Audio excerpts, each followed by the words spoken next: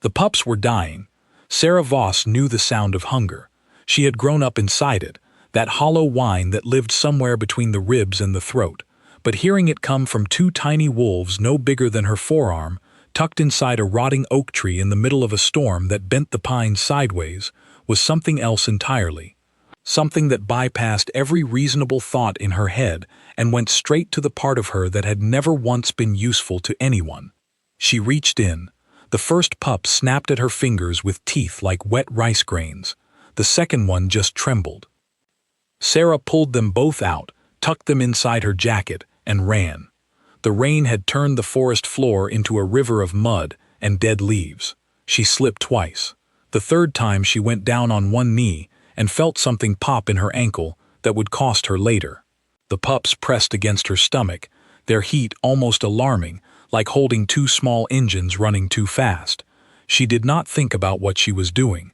If she thought about it, she would stop. In the Thornfield pack, there were rules about stray wolves. You reported them. You did not touch them. You certainly did not shove them inside your clothing and sprint through a storm like a woman who had forgotten she was nobody. But Sarah had spent 23 years following rules that gave her nothing back, and tonight the rules could drown in the creek with everything else. Her cabin sat at the far edge of Thornfield territory, where the pack's land dissolved into forest that nobody patrolled because nobody cared. The place was small. One room, a wood stove that smoked when the wind blew east, a bed with a mattress so thin she could feel the frame through it, shelves lined with jars of dried herbs and lavender bundles that old Marin had taught her to make before Marin died, back when someone in this pack still spoke to her like she was a person and not a piece of furniture that had been left behind during a move. She kicked the door open, set the pups on the floor near the stove, and started a fire with hands that shook so badly it took 4 matches. The pups were identical, silver-gray fur, dark noses, ears too big for their heads. Shifted into wolf form, which meant they were born wolf, which meant their parents were wolves, which meant someone somewhere was missing them, or not. Sarah knew what it meant when pups were found alone in a storm, with no scent trail and no mother in sight. It meant the mother was gone. The kind of gone that did not come back. She warmed milk in a tin cup and tried to feed them. Neither would eat. The smaller one, the trembler, turned its face away and made a sound so defeated that Sarah had to set the cup down and press her palms against her eyes until the sting passed. She tried again an hour later, and again after that. The milk cooled and warmed and cooled. The pups lay curled together near the stove, breathing in shallow little pulls that got further apart as the night wore on. By midnight, Sarah was sitting on the floor beside them, talking. Not because they understood, because if she stopped talking, she would have to sit in the silence and feel what was actually happening, which was that she had found 2 living things that needed her, and she was going to watch them die on her floor because she was not enough. She had never been enough. In the Thornfield pack, every wolf shifted by the age of 12. Most by 10. Some, the strong ones, the ones with good bloodlines and proud parents, shifted as early as 8. Sarah had waited, and waited, and waited. No wolf came. No beast stirred under her skin. No golden eyes looked back at her from the mirror. She was 23 years old, and the space inside her where a wolf should have lived was just space. Empty, cold, a room with no furniture. Wolfless. The word followed her like a smell. She heard it in the way the other pack members paused before speaking to her, the way they tilted their heads as if trying to figure out what she was. She heard it in the silence, at mealtimes, when families sat together and she sat near the kitchen door because someone had to clean up and it might as well be the one nobody was going to miss at the table. Her mother had been packless, arrived at Thornfield pregnant and half-starved, died before Sarah turned 2. No one knew who her father was, or if they did, they kept it folded inside their mouths like a secret they were chewing but would never swallow. Old Marin, the pack healer, had taken Sarah in for a while, taught her herbs, taught her how to clean wounds and set bones. Then Marin died, and the teaching stopped, and Sarah moved to the cabin at the edge of everything, and the pack let her go the way you let a leaf go when the wind takes it. The pups were fading. She could feel it in the way their breathing had become something she had to listen for. She wrapped them in a towel, put them back inside her jacket, and went out into the storm. The decision was not brave. It was the opposite of brave. It was the desperate calculation of someone who had nothing to lose and could not bear to sit still while the only things that had ever needed her died in a towel on a cold floor. She would find their mother. She would find their pack. She would find something, someone, any creature in this forest that knew what to do, because she did not know what to do, and the not knowing was eating her alive. The rain had not stopped. If anything, it was worse now, coming sideways in sheets that turned the air into water and the ground into something that was not quite solid. She moved through the trees by memory, following the paths she had walked 1,000 times, the ones that led deeper into the territory, and then beyond it into the unclaimed woods, where even the thornfield wolves did not go. The pups whimpered against her chest. She pressed her hand over them and kept moving. She found him in the ravine. At first, she thought it was a fallen tree. The shape was too large, too still, too dark against the mud. Then the shape breathed, and the breath was a wet, rattling thing that Sarah recognized because she had heard it in old Marin's chest during the last week of her life. The sound of something shutting down. She slid down the bank on her heels and the seat of her pants, grabbing at roots that tore loose in her hands. The mud took her boots up to the ankles. She fought forward, step by sucking step, until she was close enough to see. A wolf. Silver. Enormous. Not pack wolf enormous. Not even alpha enormous. This was something else. Something from a scale she did not have a reference for, like seeing a horse for the first time after a lifetime of dogs. His shoulder, even lying on his side in the mud, came up to her waist. His paws were the size of dinner plates. His fur, matted with rain and blood, had a metallic sheen that caught what little light filtered through the storm clouds. 3 arrows jutted from his flank. The blood around them was dark, almost black, mixing with the rain and running in thin rivers into the mud beneath him. His eyes were open, pale gold, bright with pain, locked on her with an intelligence that made her stop breathing. He snarled. The sound was low and enormous, vibrating through the ground and up through her boots and into the bones of her legs. It was the kind of sound that tells your body to run before your brain has finished processing what it heard.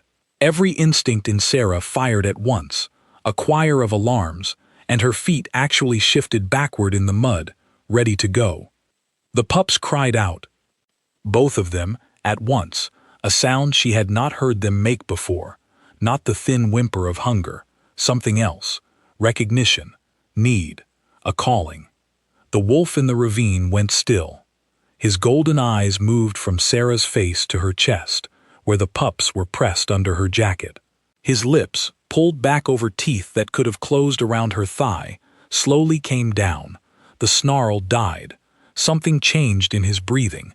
The rattling was still there, the shutting down sound, but underneath it, a new note, a steadying. He knew them. Sarah stood in the rain, ankle-deep in mud, holding 2 dying pups against her heart, looking at a wolf the size of a small car who was bleeding out in a ditch. She should leave. She should go back to her cabin, report the pups to the pack, let someone with a wolf and strength and a place in the world handle this. She should do the reasonable thing, the safe thing, the thing that a wolfless Omega who cleaned kitchens and dried herbs was supposed to do. She sat down in the mud. She pulled the pups out of her jacket and set them against the wolf's belly. They burrowed into his fur with a frenzy that nearly took the last of her composure. The smaller one latched on and began to feed, and the sound it made, that tiny, satisfied hum, broke something in Sarah's chest that she did not know was still intact. The wolf's head dropped. His great muzzle rested in the mud, inches from her knee. His gold eyes did not close, but they softened, the way a fist softens when it finally lets go of whatever it has been holding too long. Sarah reached out and touched his head. He let her. His fur was coarser than she expected, thick and rain-heavy, warm underneath despite the blood loss. She could feel his skull, the massive architecture of it, and beneath her fingers, the faint vibration of a growl so low it was more sensation than sound. Not a warning, something else. She sat with him while the pups fed. The rain came down, the blood kept running, his breathing got worse. She had no way to move him. He weighed more than she could guess, and the ravine was steep, and she was 120 pounds of wolfless nothing, with a popped ankle and hands that had not stopped shaking since she found the pups. But she had dragged Marin's body out of the river when the floods came. She had carried 50-pound sacks of grain up the hill to the pack storehouse every harvest, because no one else wanted the job. She had survived 23 years in a world that had no place for her by being too stubborn to notice. She climbed out of the ravine, found 2 cabinet doors in the scrap pile behind her cabin, lashed them together with rope, covered them with the tarp she used for firewood. She made a sled. It was ugly. It would work. Getting back to the ravine took 20 minutes. Getting the wolf onto the sled took an hour. She talked the entire time, a running monologue of coaxing and cursing and apologies and promises she had no authority to make. She put the pups on his chest so he would let her work. She looped the rope under his body, rolled him inch by inch, used a fallen branch as a lever, and pulled until her shoulders screamed and her vision narrowed to a bright hot point. The sled held. The wolf was on it. The pups were on him. Sarah grabbed the rope and started pulling. The quarter-mile back to her cabin took 2 hours. She fell 9 times. She counted, because the counting kept her mind from going to the place where it calculated the odds of what she was doing, and came up with a number too small to be useful. She got him inside. She got the door closed. She collapsed against it, chest heaving, arms trembling, and looked at what she had done. A wolf the size of her kitchen table, bleeding on her floor. 2 pups curled in the crook of his foreleg. An entire storm howling against the walls of a cabin that was barely standing on its best day. The wolf's gold eyes found her in the dark. She was not sure what passed between them. It was not gratitude. Not yet.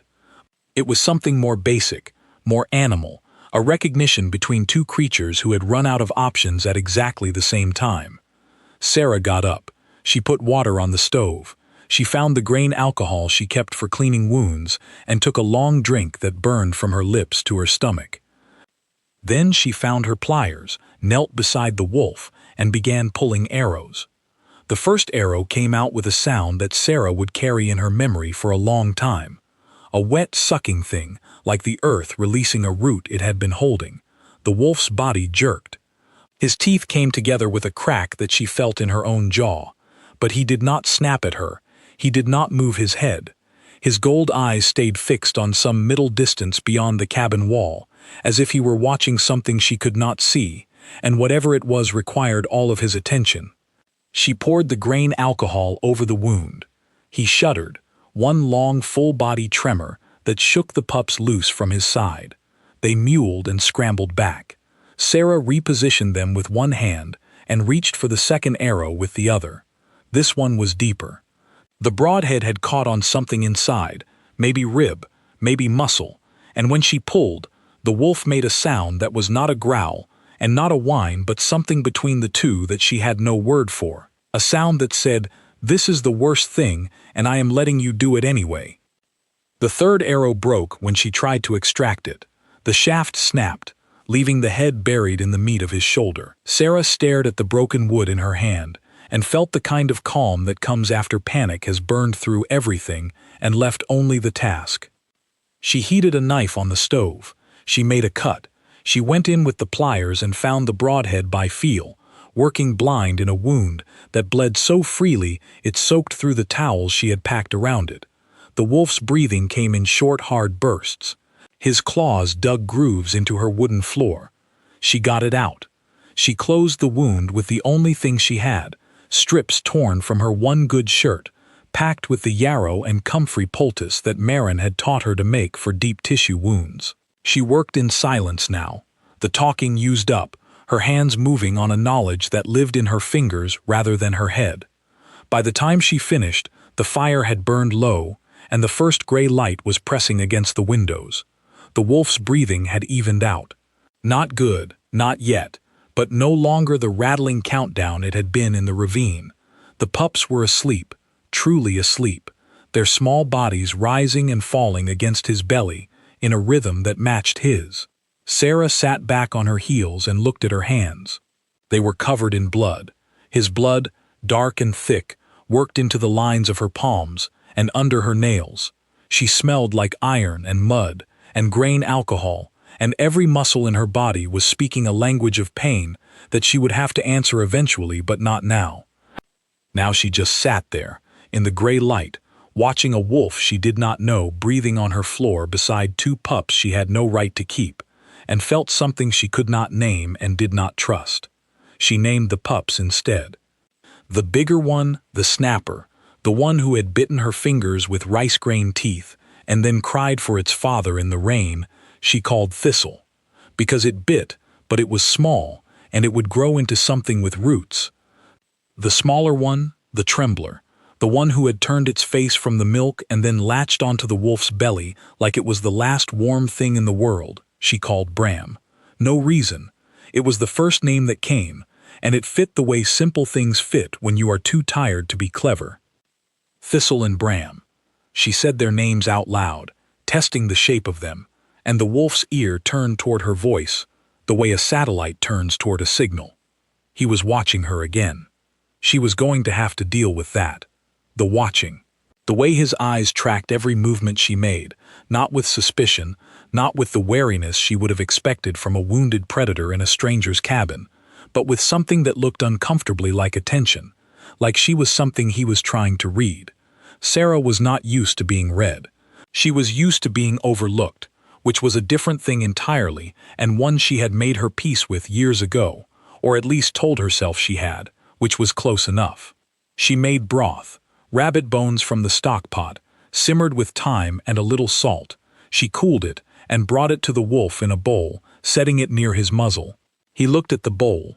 He looked at her. He did not eat. She pushed the bowl closer. He turned his head away. She sat beside him, picked up the bowl, and held it in her lap. He ate. Something about proximity, about her being close enough to touch. As if the broth was not the thing he needed but the nearness was, and the broth was just the excuse. Sarah filed this away in the part of her mind that collected odd facts about injured animals and did not examine what it meant when the animal in question weighed 200 pounds and had teeth the length of her thumb. The pups woke. She warmed milk, and this time, finally, they drank from the cloth she dipped in the cup. Thistle growled at the cloth first, because Thistle growled at everything, and Sarah decided she liked this pup enormously. Days passed. 3, then 4, then a week. The wolf did not shift. Sarah did not know if he could not or would not, and she did not ask, because you cannot ask a wolf a question and expect the kind of answer that resolves anything. She talked to him instead, the way she had talked to Marin's cat after Marin died, a running narration of whatever she was doing that served no purpose except to fill the silence with something that was not fear. She told him about the herbs drying on the rack. She told him about the leak in the roof that she kept patching with pine tar and that kept coming back like a bad opinion. She told him about Thistle's habit of chewing on her bootlaces and Bram's habit of sleeping with one paw over his nose. She told him about the time she fell into the creek carrying a sack of flour and walked back to the pack kitchen looking like a ghost, and no one laughed, which was worse than if they had, because laughter would have meant they saw her. She was sure of this, not in the way an animal listens, ears tracking sound, but in the way a person listens, body oriented toward the speaker, breath adjusting to the rhythm of the words. It was unnerving.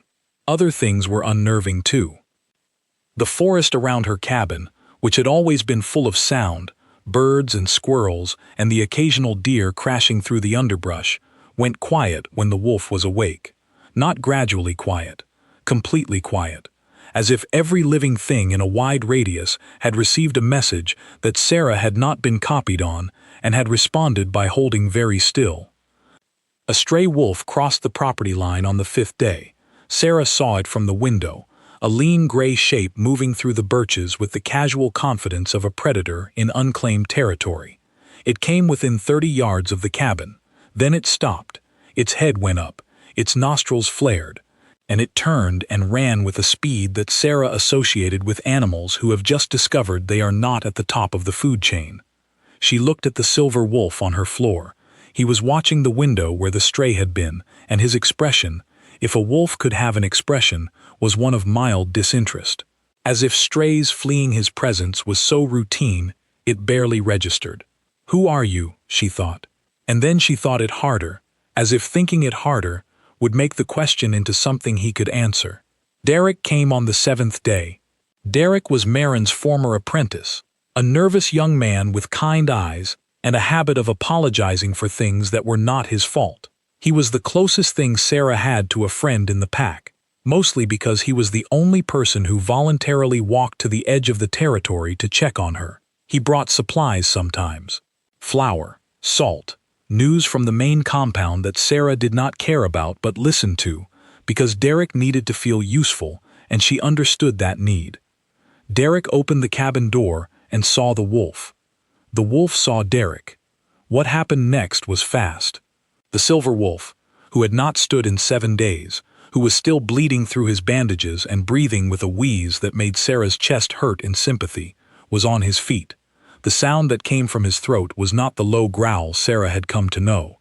This was a full-throated snarl, a wall of sound, and it hit Derek like a physical thing. The young man stumbled backward, hit the door frame, and dropped to a crouch with his hands over his head, and a sound coming from his own throat that Sarah realized with a cold shock was a whimper. A submission response. Involuntary. Wolf reacting to something his human mind could not yet process. Sarah stepped between them. She did not think about this either. She just moved, the way she moved when pots boiled over or shelves fell, with the automatic economy of someone who has spent her life managing small emergencies in spaces too tight for hesitation. She put her hand on the wolf's muzzle and pushed, gently but firmly. He stopped. His eyes were still on Derek, still burning with that territorial fire, but the snarl died to a rumble and then to silence. He let Sarah's hand stay on his face. He let her push him back. Derek left shortly after, pale and shaking, and full of questions that Sarah answered with half-truths, because the full truth was that she had no idea what was happening in her cabin, and admitting that out loud would make it too real. After Derek was gone, Sarah sat on the floor and looked at the wolf.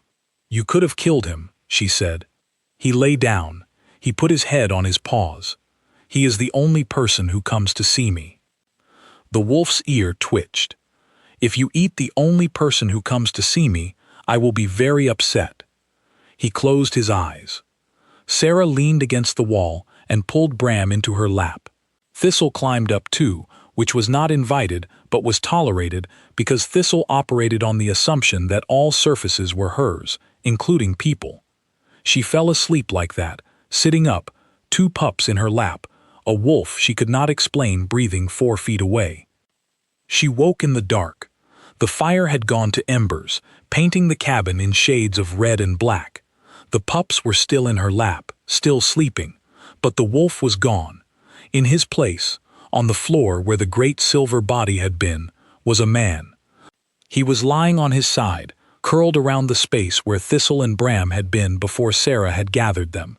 His hand was extended, fingers wrapped loosely around nothing, as if even unconscious he had been holding something and the loss of it had not yet reached his sleeping mind. He was large.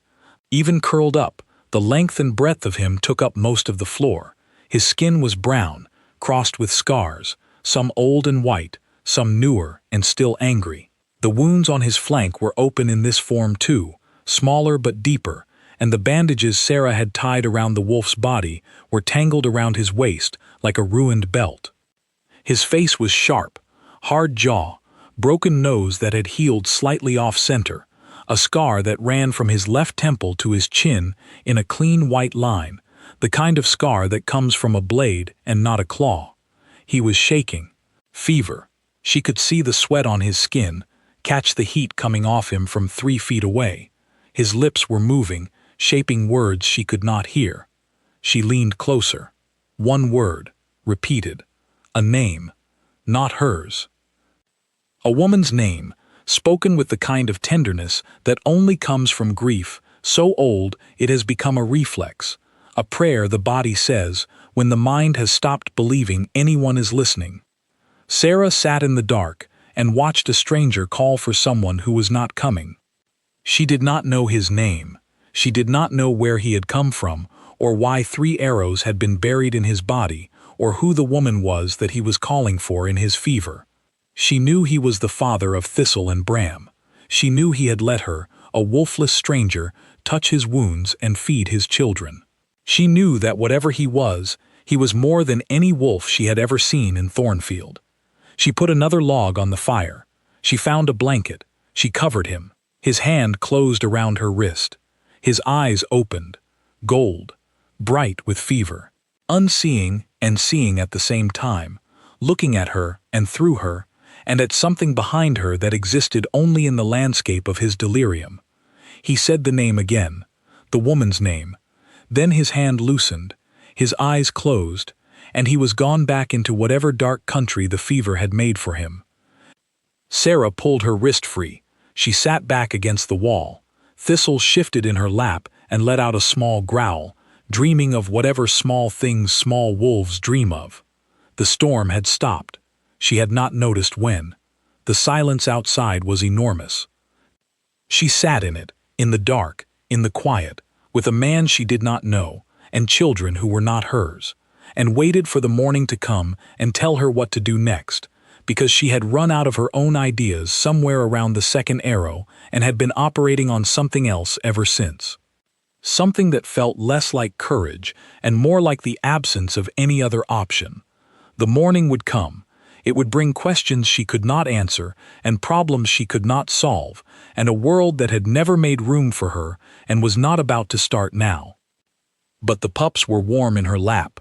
The man was breathing on her floor. The fire was holding. For now, that was enough.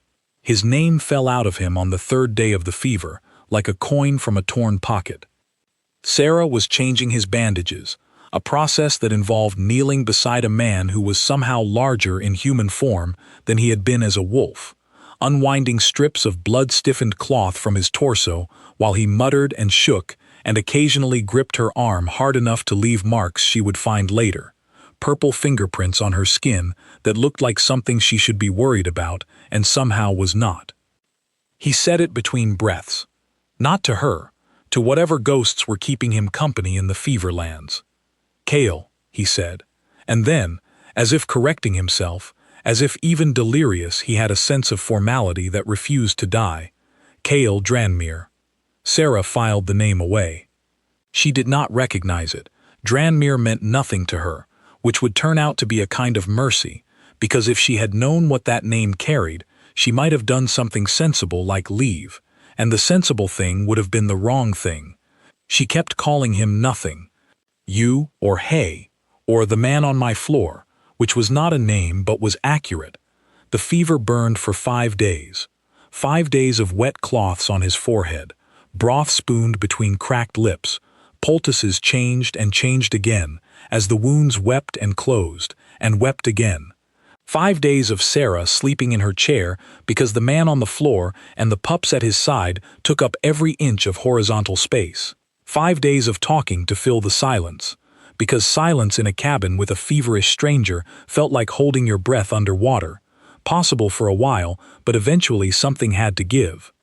She told him things she had not told anyone, not because he was listening, he was not, but because he could not respond, and the impossibility of his response made the telling safe. She told him about the first time she realized she would never shift, standing in the meadow at 12 years old, while every other child in the pack found their wolf and she found only herself, standing there, just standing there, the same girl she had always been, no more, no less. She told him about the word they used, wolfless, how it started as a description and became a verdict. She told him about the kitchen work and the silence at mealtimes, and the way people looked at her hands when she served them food, as if even the plates she carried were contaminated by her lack. She told him about Marin, how the old healer had been the only person who touched her without hesitation, who held her face between papery hands and said, "The wolf is in there, child, just sleeping." How Sarah had believed it, until believing it became too heavy to carry, and she set it down somewhere around 17 and never picked it up again. The man on the floor breathed. His fever climbed and broke and climbed again. Thistle and Bram grew noticeably in those 5 days, filling out in the way that wolf pups do, fast and startling, their legs getting longer, and their ears growing into something that would eventually be proportional, but was currently ridiculous. On the 4th day, Cale's hand found Sarah's while she was changing the chest poultice. Not grabbed, found. His fingers closed around hers with a gentleness that was at odds with everything else about him, the scars, the sighs, the sounds he made in his sleep that were more growl than word. He held her hand and his breathing steadied, and she let him hold it, because the alternative was pulling away, and pulling away from a man who was fighting to stay alive seemed like a cruelty she was not prepared to add to the list of cruelties that had been done to him. She sat like that, hand held, for an hour. Her back ached, her knees screamed. She did not move. On the 5th day, the fever broke. She knew because his eyes opened and they were clear, not the bright, unfocused gold of delirium. Clear, present, aware. He looked at the ceiling, then at the pups, then at Sarah, and in the space of that 3-point survey she watched him assemble the situation with a speed that told her this was a man who had woken up in unfamiliar places before and had learned to read danger in the first 5 seconds. His gaze settled on her. She waited for fear, for hostility, for the territorial aggression he had shown Derek. What she got instead was a long, silent assessment that made her feel like a sentence being diagrammed, every word examined for function and meaning. "The pups," he said. His voice was rusted, a machine that had not been used in too long, and she could hear the pain underneath it, held at a distance by what sounded like long practice. "They are fine," she said. "I named them, Thistle and Bram. You can change the names if you want, but they already answer to them, so you will have an argument on your hands." Something moved in his face, not a smile, something before a smile, the geological shift that precedes it, as if the muscles required for smiling had not been engaged in so long they needed to warm up first. "You carried me," he said. "I dragged you, on a sled made of cabinet doors. It was not dignified for either of us. The arrows, out, all 3. One of them broke, and I had to dig for the head with pliers, and I would appreciate it if we never discussed that part again." He looked at her for a long time. She could feel the weight of it, the looking, not the way the pack looked at her, over and past and through. This was direct. This was a man looking at a woman as if he had found something he was not expecting to find and needed a moment to rearrange his understanding of the world, to make room for it. "You are wolfless," he said. It was not a question, he could tell. Every wolf could tell. The absence was something they sensed, the way they sensed the weather, a wrongness in the air that marked her as other. "Yes," she said, because there was no other thing to say. The fact was the fact. She had stopped flinching from it years ago, or at least she had stopped letting the flinch show, which was close enough. He nodded, as if the information had been received and filed, and would be examined later. Over the next days, Cale came back to himself in increments. He was not an easy patient. He did not rest when she told him to rest. He did not eat when she told him to eat. He ate when she sat close and stayed still, a pattern so consistent that she eventually stopped trying to leave the bowl and just sat with him at every meal, which meant she ate when he ate, which meant they ate together, which was something she had not done with another person since Marin. He was commanding, not in the way of men who raise their voices, in the way of men who speak once and expect the world to rearrange itself accordingly. He told her the fire was built wrong. He told her the door hinges needed oil. He told her the perimeter of her property was unsecured, and that the fact that she had survived this long without a fence or an alarm was a testament to luck so profound it bordered on divine intervention. Sarah, who had been told things by people her entire life, found that being told things by Cale was different. Not because he was right, though he was usually right, which was infuriating. Because he told her things the way you tell a colleague, not a subordinate, not a lesser, an equal he happened to disagree with on matters of home defense. She was not used to being disagreed with. Disagreement required engagement, and engagement required being seen, and being seen was the thing she had trained herself to live without. Cale saw her. It was disorienting in a way she could not explain, like being in a dark room for years and having someone open a window. The light was not unpleasant, but it made her eyes hurt. The pups grew. Thistle developed a habit of stealing Sarah's socks and burying them behind the stove. Bram developed a habit of sleeping across Cale's feet, which meant Cale could not move without waking a pup, which meant Cale stayed still more than his nature wanted, which was the closest thing to rest that Sarah could engineer. She asked him questions. He answered some of them. "Where are you from?" "East." "Where east?" "Further east than you have been." "Why were you shot?" "Because someone wanted me dead." That narrows it down. His mouth did the thing again, the pre-smile shift. "Yes," he said, "it does." He gave her his name on the second day of consciousness, as if he had been turning it over, deciding whether to release it. "Cale," he said, and then, watching her face for a reaction that she could not give because the name meant nothing to her. "Cale Dranmere." She told him her name. He repeated it once. "Sarah," with an intonation that made her name sound like a word she had not heard before. She asked about the pup's mother. He did not answer. The silence that followed was not empty. It was full, packed tight with something he was holding in his chest, the way you hold a breath before diving into water that you know is going to be cold. He looked at Thistle and Bram, and whatever was in his face was so raw that Sarah looked away, not out of discomfort but out of respect, because there are things you do not watch a person feel without their permission. She did not ask again. She learned things about him through observation rather than inquiry. He slept lightly, a skill that spoke of years spent in places where sleep was a vulnerability rather than a rest. He counted things: exits, windows, the distance between the door and where the pups slept. He counted them the way a person counts ammunition, with the focused economy of someone who expects to need the information. He touched the pups constantly, not ostentatiously, not with the performative tenderness of a man trying to prove something. Automatically. A hand on a small back, fingers adjusting a sleeping position, his body oriented toward them even when he was looking elsewhere, a compass needle pointing at its north. Every animal within a mile of the cabin maintained its silence. The birds had not come back. The squirrels had relocated. A deer that usually grazed in the clearing behind the cabin now grazed somewhere that was not near the cabin, and the speed of its departure when it accidentally wandered too close suggested it had received the same memo as everything else. Sarah noticed this.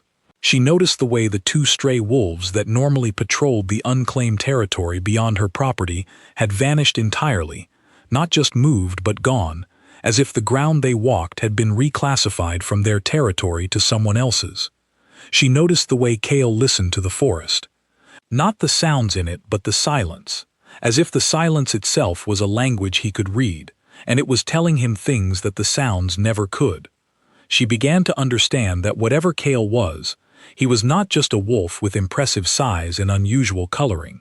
He was something the forest itself recognized and responded to, something that operated on a frequency she could not hear but could feel, a subsonic hum that vibrated in her chest when he stood too close. On the 9th day after his fever broke, Derek came back. Sarah saw him through the window and went to the door quickly, hoping to intercept him before Cale noticed. She was too late. She was always too late with Cale, because Cale noticed everything, and the concept of something happening in his vicinity without his awareness was apparently not one he entertained. Cale was on his feet, still bandaged, still wounded, standing between the pups and the door with a stillness that Sarah had come to recognize as more dangerous than movement. "He is a friend," Sarah said. "He is Pack. He is my friend." Cale looked at her. The gold eyes were steady, unreadable. "He is Thornfield," Cale said, and the way he said it, Thornfield, gave the word a weight that made Sarah's skin tighten. "So am I." Something moved behind his eyes. A calculation. A decision being made, and unmade, and made again. He stepped aside. Derek came in. He was pale and talking fast, the way Derek talked when he was scared, which was a speed that turned sentences into a single unbroken stream of sound that you had to parse like a foreign language. The summary, once Sarah extracted it from the stream, was this. Word had gotten out. Someone in the pack had seen Sarah hauling something through the woods on a sled during the storm. Someone else had smelled wolf, foreign wolf, on the path to her cabin. Rumors were building, the way rumors build in a pack, fast and with teeth. Henry, the Thornfield Alpha, had heard. Henry was coming. Sarah felt the news land in her body before her mind processed it. A tightening in her chest, a coldness in her hands. Henry was not a cruel alpha. He was a political one. He held Thornfield's position in the larger world by being useful to the council, the governing body that had replaced the old Alpha Kings 6 years ago after the Ashfall Purge. The council valued order. Foreign wolves were disorder. An Omega harboring a foreign wolf and unauthorized pups was the kind of disorder that could cost an Alpha his seat. Sarah looked at Cale. Cale was looking at the door. Not at Derek. Through Derek, past Derek, at the door and whatever was beyond it. His body had changed. Not shifted, not transformed, but changed in a way that Sarah could feel. The air in the cabin thickened. The temperature seemed to drop. Thistle and Bram, who had been tumbling over each other near the stove, went still and pressed themselves against the floor. Derek made a sound. Sarah turned. Derek was on his knees. Not voluntarily.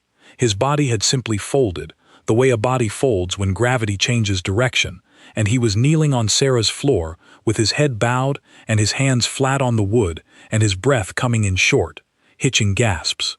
Sarah felt it too. Not the same way. She did not kneel, but she felt something move through her chest, a pressure that was not physical but was real, a weight pressing against her ribs from the inside, and it took her a moment to understand what she was feeling. Authority. Not the pack alpha kind. Not the thin, earned political authority that Henry carried like a badge he had to show at every door. This was something older, something embedded in the blood of every wolf in the world, coded so deep that it bypassed thought and went straight to the bone. Cale had not moved. He had not spoken.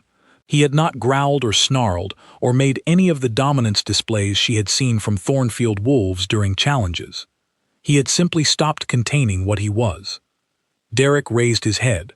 His eyes were wide, white around the edges. "What is he?" Derek whispered. Sarah looked at Cale Dranmere, standing in her cabin in borrowed clothes and bloody bandages, his hand resting on the head of a pup who had pressed itself against his ankle, his gold eyes fixed on a door beyond which a pack alpha was coming to assert authority over a territory that suddenly, unmistakably, undeniably, belonged to someone else. She did not know the answer to Derek's question, but she was beginning to understand that the answer was going to change everything. Sarah knew the history the way everyone knew it, the way you know the shape of a country on a map without ever having walked its roads. The Dranmere bloodline had ruled the wolf territories for 12 generations, Alpha Kings, not the elected, council-appointed pack leaders that every territory had now, but something older and more absolute, a lineage that carried authority in its marrow the way rivers carry current. They had unified the 7 territories into something that was not quite a nation and not quite a family, but held together by the gravitational pull of a bloodline so powerful that other wolves responded to it on instinct, the way iron filings respond to a magnet. 6 years ago, the Ashfall Purge ended them. The Council, a coalition of pack leaders and political wolves who had grown tired of bending the knee to a single family, orchestrated a coordinated assault on the Dranmere compound during the Ashfall Festival, when the entire ruling family was gathered in one place. Every Dranmere wolf was killed. The old Alpha King, his queen, their children, their extended family, their guardians. The compound burned for 3 days. The world moved on. The council assumed power. The territories were divided among cooperative pack leaders. Henry of Thornfield got his seat. The Tranmere name became a history lesson, something taught to children as a cautionary tale about concentrated power, the moral of which was that the age of kings was over and the age of governance had begun. Sarah had learned this in the same half-attentive way she learned everything about wolf politics, which was to say, she absorbed the general shape of it without caring about the details, because the details of power struggles between people who did not see her were as relevant to her life as the weather patterns of a country she would never visit. She was now living with the detail that undid the entire story. Cale told her on the 3rd morning after the fever broke, not because he wanted to, but because she found the scar. She was changing the bandage on his shoulder, the one where the arrowhead had been deepest, and her fingers brushed a mark on his back that was not a scar from a weapon.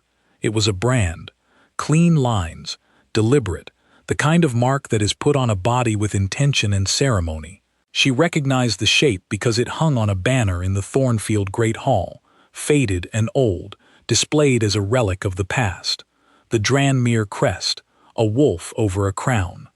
Her hand stopped.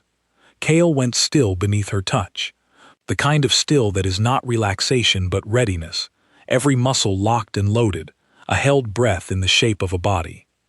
"That is the Tranmere mark," Sarah said. It was not a question. Cale turned his head. His gold eyes met hers, and in them she saw something she had not seen before, the calculation of a man deciding whether to trust, which is different from deciding whether to speak, because speech can be lies, but trust is a door that only opens from the inside. He told her. Not everything. Not the details that would come later, the specifics that would unfold over days and weeks, and would reshape the world she thought she lived in. He told her the minimum, the compressed version, the version that could fit in a cabin where pups were sleeping and a woman with no wolf was kneeling beside a man who was not supposed to exist. He was Cale Tranmere, last surviving son of the Alpha King. He had been 16 during the Ashfall Purge, away from the compound on a patrol that saved his life and destroyed everything else. He had come back to fire and ash and the smell of his family's death, and he had run, and he had been running for 6 years. He said it flatly, without drama, the way you read a list of things that have been broken. His wife, the name he spoke in his fever. She had been a wolf from the Northern Territories who had hidden with him for 3 years. The Council's Vulcan, their shadow enforcement arm, found them. She did not survive. The pups, born 2 months before the attack, were all that remained of a line that had once held the world together. The arrows in his side were Vulcan. The hunters were still out there. They would not stop. As long as a Tranmere breathed, the Council's legitimacy was a borrowed suit that could be reclaimed by its rightful owner, and the Council was not the kind of body that tolerated existential threats. Sarah listened. She did not interrupt. She did not react with the shock or awe that the information probably warranted, because shock and awe required a context that she did not have. She had never met an Alpha King. She had never met anyone of consequence. The magnitude of who Cale was existed in a register that her life had not equipped her to hear.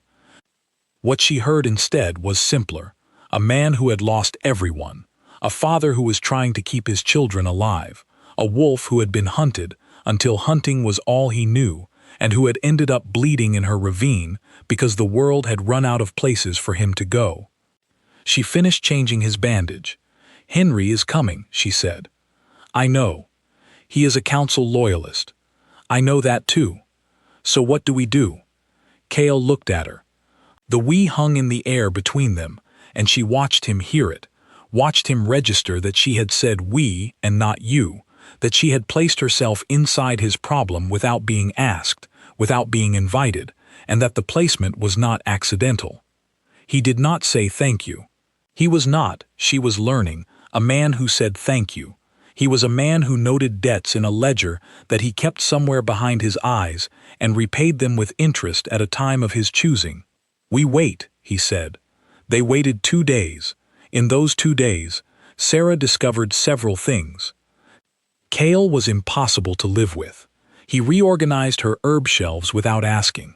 He reinforced the cabin door with wooden braces that he built from scrap lumber, using skills that suggested a man who had lived in enough temporary shelters to know how to make them defensible. He established a perimeter around the property by the simple method of walking it, and whatever he left in the ground, whatever scent or signal his passage deposited, resulted in every living thing within that perimeter understanding that the rules had changed. He taught the pups to growl at strangers. Sarah pointed out that the only stranger who came to her cabin was Derek, who was not a threat. Kale pointed out that Derek was Pack. Pack was Thornfield. Thornfield was Counsel, and therefore Derek was a potential threat until proven otherwise. Sarah pointed out that Derek had once apologized to a table for bumping into it. Kale did not respond, but the pre-smile thing happened again, the tectonic shift in his face that preceded an expression of amusement that never quite arrived. They argued about food. Sarah was a competent cook in the way that someone who has fed herself alone for years is competent, functional, efficient, unconcerned with flavor. Kale ate what she made without complaint, but with a silence that she interpreted as judgment, and he probably intended as gratitude, but could not express, because the muscle for that particular expression had atrophied along with so many others. They did not argue about the pups. On this, they were aligned with a precision that surprised them both. Thistle needed firm boundaries and gentle enforcement.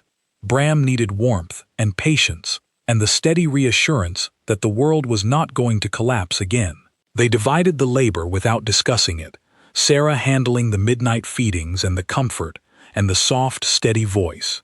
Kale handling the perimeter and the protection and the teaching of small, necessary wolf skills that Sarah could not teach because she did not have a wolf to teach with.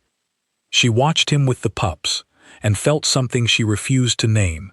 He was not gentle, he was precise. He held them the way you hold something irreplaceable, with the focused care of a man who knows exactly what it costs to lose what matters. Henry arrived on a cold morning with 8 wolves at his back. They came in wolf form, which was a statement. 8 shifted wolves flanking a pack alpha was not a greeting. It was a show of force. Henry himself was a large gray wolf with a white chest and the thick neck of a dominant male, and he shifted to human form at the tree line with the practiced ease of a man who had been making entrances his entire political career. He was tall, lean, gray at the temples in both forms. His eyes were the flat brown of a man who had learned to keep his thoughts behind his face, which was a skill that Sarah recognized because she had spent her life surrounded by people who practiced it. "Sarah," he said. His voice carried the precise blend of authority and disappointment that pack alphas use on subordinates who have become inconvenient. "I hear you have been busy." Sarah stood in her doorway. Behind her, inside the cabin, she could feel KL, the way you feel weather changing. A pressure drop. A gathering. "I found 2 pups in the storm," she said, "and a wounded wolf. I brought them home. A foreign wolf. On Thornfield land, without reporting to the pack. He was dying. That does not change the protocol." "No, but it changes the morality." Henry's eyes narrowed.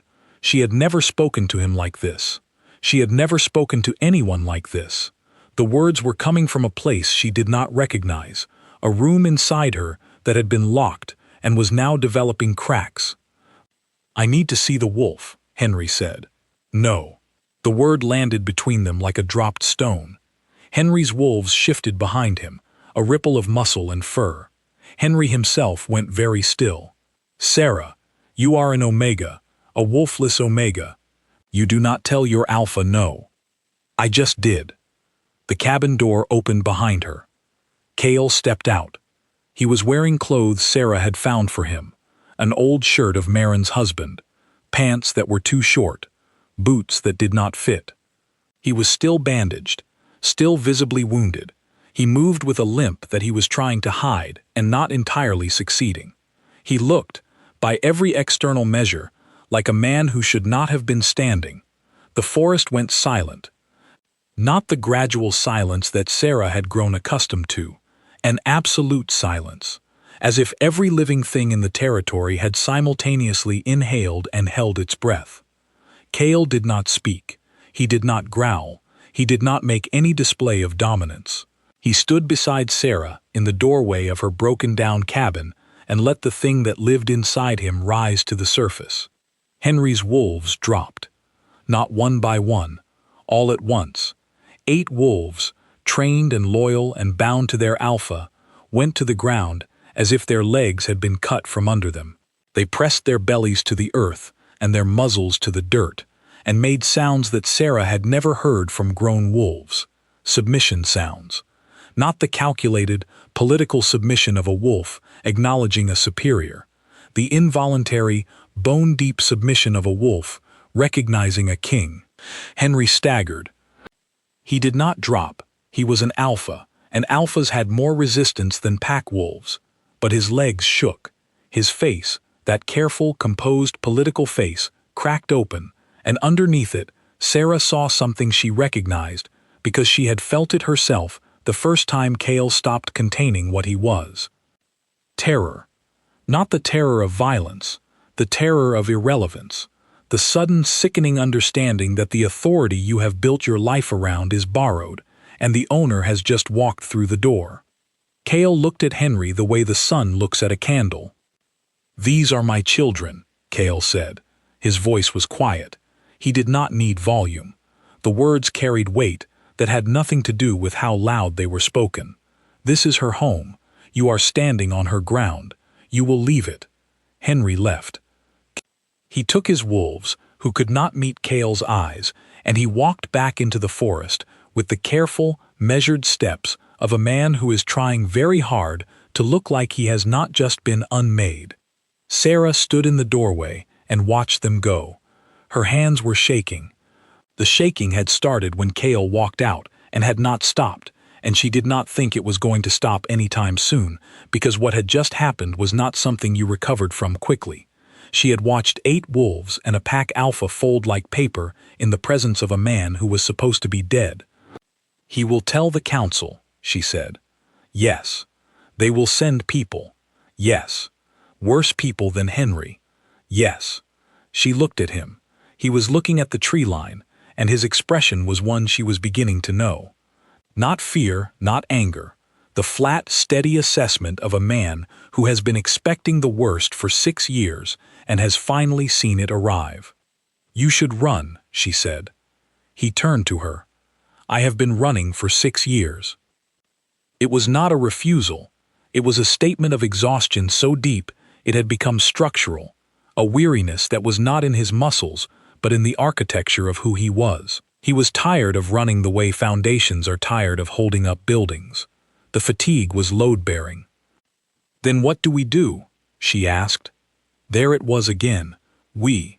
She kept saying it. He kept hearing it. "You should not be part of this," he said. "I pulled 3 arrows out of you with kitchen pliers. I am already part of this." The silence that followed was not uncomfortable. It was the silence of 2 people recalibrating, adjusting the shape of their understanding to accommodate a reality that neither of them had planned for. Cale told her what he suspected on the same night. They were sitting by the fire. The pups were asleep, tangled together in the nest of blankets Sarah had made for them near the stove. The cabin was quiet, except for the pop and hiss of burning pine and the occasional shift of Cale's weight as his wounds reminded him they were not finished. "You smell wrong," he said. Sarah blinked. "That is not the compliment you think it is. You smell like rain, and underneath it, something older, something I recognize. I smell like herbs and wood smoke, and the creek I fell in yesterday." Underneath that, she looked at him. His face was serious. The gold eyes were fixed on her with that intensity she still had not learned to bear without her pulse climbing. "What do you recognize?" she asked. He was quiet for a long time, long enough that the fire popped 3 times, and Bram twitched in his sleep, and Thistle rolled over and kicked her brother in the face without waking up. "My bloodline," Cale said. The words sat in the air between them. Sarah felt them land in her body the way you feel a missed step on a staircase. That lurch, that free-fall moment when the ground is not where you expected it to be. That is not possible. Your wolf is not absent, it is locked. Blood magic, old magic, the kind my family used to hide children during times of danger. I am not a Dranmere. Your mother was packless. She arrived alone, pregnant, with no history. She died before you were old enough to ask questions. No one knows your father. You have no wolf, but you are not a normal human. Normal humans do not survive in pack territory for 23 years. Normal humans do not calm a wounded alpha with a touch. Normal humans do not walk through a forest that is singing with my presence and feel nothing but mild discomfort. Sarah stood up. The movement was too fast, driven by something that was rising in her chest, and she knocked the chair backward. It hit the floor with a crack that woke Thistle, who growled sleepily at the chair and then went back to sleep. I felt more than mild discomfort, Sarah said. Cale watched her. You are telling me that I am, what, secret royalty? Hidden princess? That my entire life of being nothing was actually a disguise for being something? I am telling you what I suspect. And if you are right, if there is some magical explanation for why I have spent 23 years being told I am broken. Her voice cracked on the word broken. She had not meant it to. The crack came from somewhere deep, from a foundation she had poured years ago to hold up the version of herself that could function in a world that did not want her. And the crack ran all the way down. Because if Cale was right, then she was not broken, had never been broken, had been locked, sealed, caged by someone else's decision, and every year she spent believing the flaw was hers. Every night she spent wondering what was wrong with her. Every morning she woke up and assembled the armor of indifference that let her walk through a pack that looked through her. All of it was a lie. Not her lie. Someone else's. A lie she had been living inside without knowing there were walls. Sarah walked to the door. She opened it. The cold night air hit her face, and she breathed it in like water. I need to not be in here right now, she said. Cale did not follow her. She would realize later, much later, that this was the first moment she understood him. Not his history, or his bloodline, or the weight of his name. Him. The man who had learned that sometimes the most powerful thing you can do for someone is let them walk away and trust that they will walk back. He sent the pups instead. She was sitting on the cold ground 30 feet from the cabin, her back against an old pine, her breath making clouds in the dark air, when two small warm bodies appeared from the direction of the door and tumbled into her lap. Thistle climbed her chest and licked her chin with a tongue like wet sandpaper. Bram curled against her hip and pressed his nose into the crook of her elbow and made the small sound that Sarah had learned meant I am here and I am not going anywhere. She held them, the rage and the grief and the disorienting vertigo of having the story of your life rewritten in a single conversation. All of it was still there. But the pups were warm and their hearts beat against her hands, and the simple biological fact of being needed by something small was enough to keep her from flying apart. She stayed out until morning. When she came back, Cale was awake, sitting by the fire, and he had made tea. He did not ask if she was all right. He knew she was not. He handed her the cup. She took it. They sat in the silence of people who have run out of easy words and are beginning the harder work of figuring out what comes next. The Vulcan came 12 days after Henry's visit. They came at dawn, which was tactical. Dawn meant the light was behind them. Dawn meant the cabin's occupants were most likely sleeping, or at least slow, their defenses down, their reactions dulled by the soft transition between rest and waking. The Vulcan did not know that Cale had not slept at dawn since his wife died. They did not know that he spent the hours between 4 and 6 pacing the perimeter he had established around the cabin, reading the forest the way a sailor reads the sea, alert to every shift in current and wind. They did not know that Sarah, who had adopted his rhythms out of proximity and something deeper, was already awake, already standing at the window with a cup of cold tea, already watching the tree line, because watching the tree line had become as automatic as breathing. She saw them first, shadows moving between the birches, with a precision that was different from the organic movement of animals. These shadows moved in formation. These shadows had purpose. Kael. He was already at the door. "Take the pups," he said. "Go to the back of the cabin. Do not come out. There are 12 of them." He looked at her, and in that look, she saw everything he was not saying, all the words that a man who has been alone for 6 years does not know how to form, the things that live in the space between what you feel and what you can speak. "Take the pups," he said again, softer. She took them. He went outside. The fight was not something Sarah watched. She heard it. Crouched behind the bed frame with Thistle and Bram pressed against her chest, she heard the sounds of a man who had been forged in 6 years of survival, meeting 12 wolves who had been trained to kill, and discovering that training is not the same as desperation. She heard snarls. She heard the impact of bodies. She heard a sound like a tree falling, which she would learn later was the sound of a 200-pound wolf hitting the ground hard enough to crack the frozen earth. She heard Kael, not the man but the wolf, the sound he made when he fought, and it was not the elegant combat of legends. It was brutal, fast, and utterly without hesitation. She heard him winning, and then she heard him stop. The silence that followed was worse than the noise. Silence after a fight means one of two things, and Sarah did not know which one she was living in. She put the pups down. She told them to stay. Thistle growled. Bram pressed himself flat against the floor. Sarah went to the door. She opened it. Kael was on the ground. He was in wolf form, silver fur darkened with blood, some his, most not. 8 Vulcan wolves lay around him in various states of defeat, some unconscious, some dragging themselves toward the tree line, none interested in continuing the engagement. But 4 were still standing.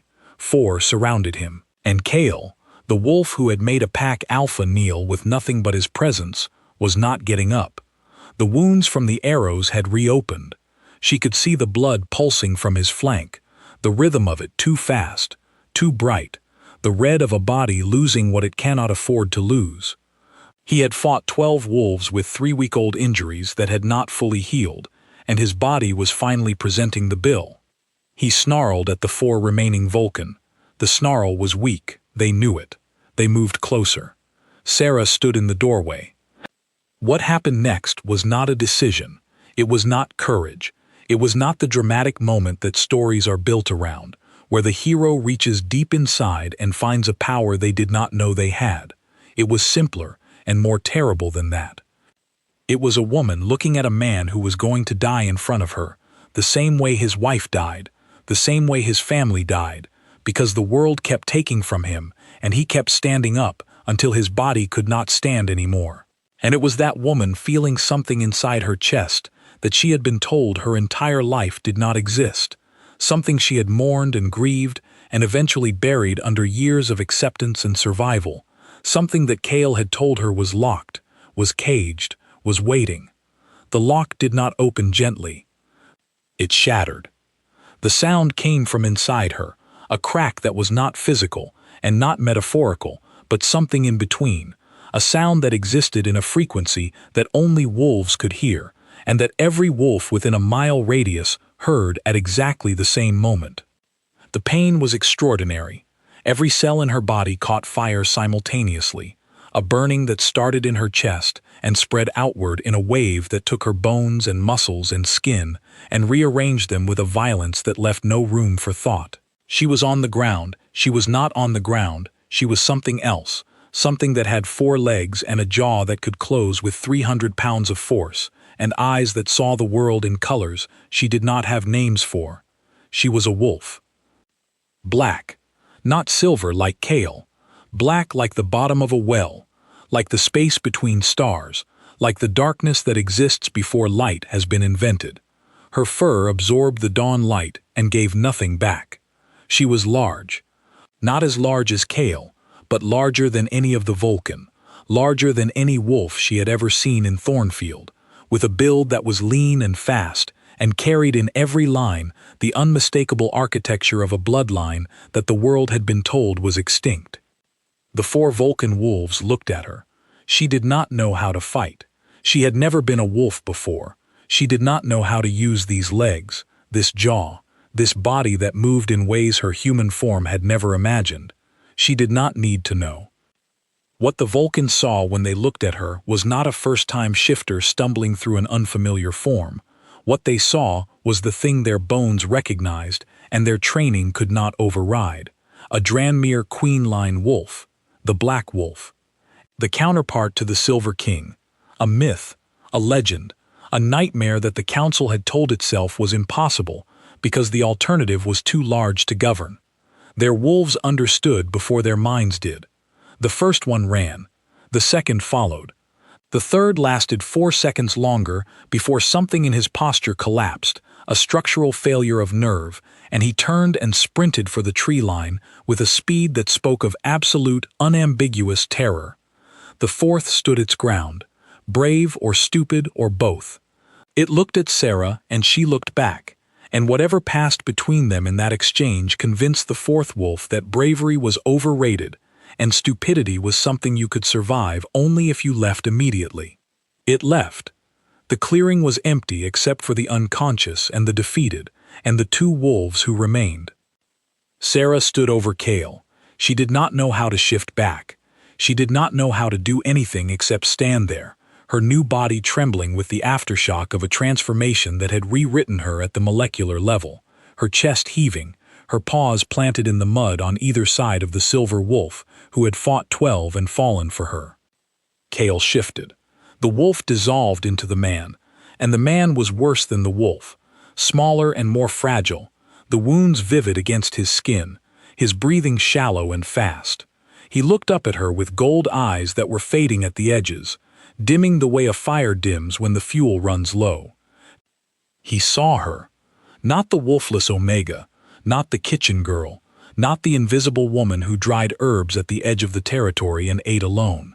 He saw the wolf, the Black Wolf, the thing that had been locked inside her for 23 years, waiting in the dark, with a patience that was not passive but volcanic, building pressure behind a seal that someone had placed there before she was born, before she could consent, before she could choose. He smiled. It was the first real smile she had seen from him. Not the pre-smile shift, not the tectonic preparation, the actual thing, small and cracked and full of so much pain and relief that it hurt to look at. Thistle and Bram came out of the cabin. They walked on unsteady legs, 2 pups who should have been terrified by the sounds of combat and the smell of blood and the sight of their father on the ground. They were not terrified. They walked to Sarah and pressed themselves against her forelegs, the same way they had pressed against Cale's belly on that first night in the cabin, with the absolute certainty of creatures who have found the place where they belong. Sarah stood over Cale with his children at her feet, and the dawn light turning the clearing gold, and she was a wolf. She was finally a wolf, and the world was different from this height, this angle, this set of senses that she was only beginning to understand. She could hear the pack coming, Thornfield wolves, drawn by the fight, by the Vulcan retreat, by the sonic boom of a blood magic lock shattering after 23 years. They were coming through the forest, and they would arrive, and they would see, and the seeing would change everything. The story would spread. The last Dranmere king alive and fighting, a queen-line wolf emerging from a wolfless Omega, twin pups of the royal blood, hidden in a cabin at the edge of nowhere. The council would fracture. The territories would shake. The age of governance that had been built on the ashes of the Ashfall Purge would discover that ashes can reignite. All of that was coming. All of it mattered. But not right now. Right now, Sarah stood guard. The black wolf over the silver. The woman who had never been enough over the man who had lost everything. The cage was open, and what had come out of it was not small, and not quiet, and not going to fit neatly into the world that had been built in its absence. Cale's hand reached up and touched her muzzle. His fingers were cold, his grip was weak. "There you are," he said. Sarah did not know how to speak in this form. She did not know how to do much of anything yet. She pressed her nose against his palm and breathed, and his scent filled her new senses with information she could not yet decode, but that her wolf understood perfectly, a language of belonging that she was hearing for the first time. The pack arrived. They saw. Henry was among them, and his face when he looked at the black wolf standing over the fallen king was the face of a man watching the ground open beneath the building he had spent his life constructing. Nobody moved. The clearing held its breath. Weeks later, the cabin. Night and the kind of quiet that comes after storms. Not empty quiet, but resting quiet. The world catching its breath between one chapter and the next. The cabin had been repaired. New door. New hinges. The leak in the roof patched properly for the first time, not with pine tar but with actual roofing material that Derek had carried up the hill on his back, because Derek, it turned out, had a backbone made of something more durable than his nervous exterior suggested. The pack had not come to claim the cabin back. The pack had not come to do much of anything. The pack was in a state of suspended animation, waiting to see what came next, because what had happened in the clearing had redrawn every line and erased every assumption, and nobody, not Henry, not the council loyalists, not the wolves who had spent 6 years believing the Tranmere line was ash, knew what the new rules were. Cale had healed. Not fully. The scars would stay, new ones layered over old, a map of 6 years written on his body. But he was standing. He was walking the perimeter again, reading the forest, doing the things that his body knew how to do, and would not stop doing until there was nothing left to protect. The pups had grown. Thistle was a terror in the most magnificent sense of the word, a small silver hurricane that had discovered the joy of stealing shoes and hiding them in increasingly creative locations. Bram was quieter, steadier, with a habit of sitting at Sarah's feet and watching the world with his father's gold eyes and his mother's serious expression. Sarah was learning her wolf. It was not a simple process. 23 years of being locked away had left the wolf with a wildness that did not respond well to the structured, controlled shifting that other wolves learned as children.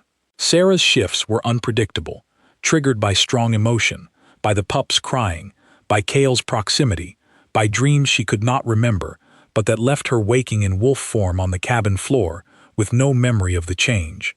The wolf was enormous, larger than she had been that first morning, growing still, as if the magic that had caged it had also compressed it, and now that the cage was open, it was expanding to its true size.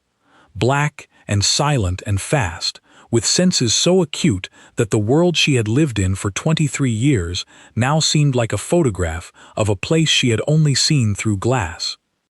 There were things she felt in wolf form that she did not feel as a human, a rage that had no target and no trigger, a fury at the years she had lost, at the choices made for her, at the cage and the lock, and the silence of a wolf that had been screaming behind a wall she could not hear through. The rage came in waves and left her shaking, and she did not know what to do with it because she had never been angry before, not truly angry, not with the full weight of a wolf behind the feeling. She was also strong, stronger than she understood, stronger than Cale had expected. She could tell by the way he watched her, the careful assessment in his gold eyes, the recalculations happening behind his expression. They had not talked about what they were to each other.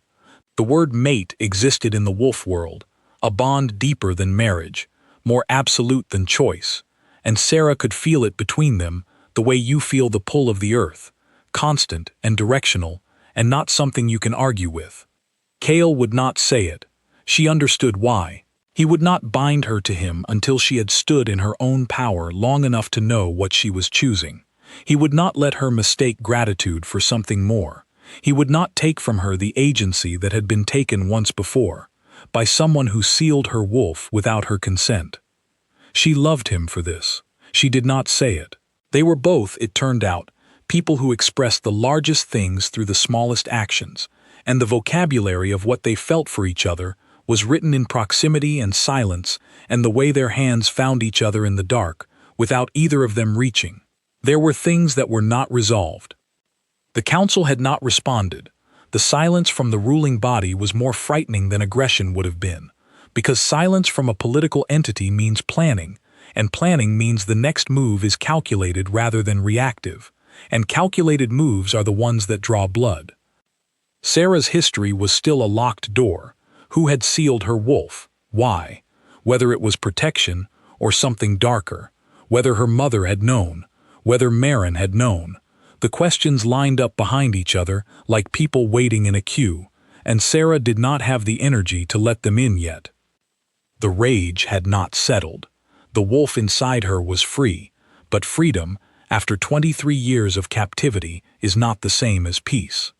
The wolf was wild and angry and enormous, and Sarah was learning to hold it the way you learn to hold fire, carefully, with respect, and with the understanding that control is a negotiation, not a conquest. Night, the cabin, the porch. Sarah sat on the step, human-formed, wrapped in a blanket that smelled like pine and wood smoke, and something else, something warmer, that she associated with the man inside.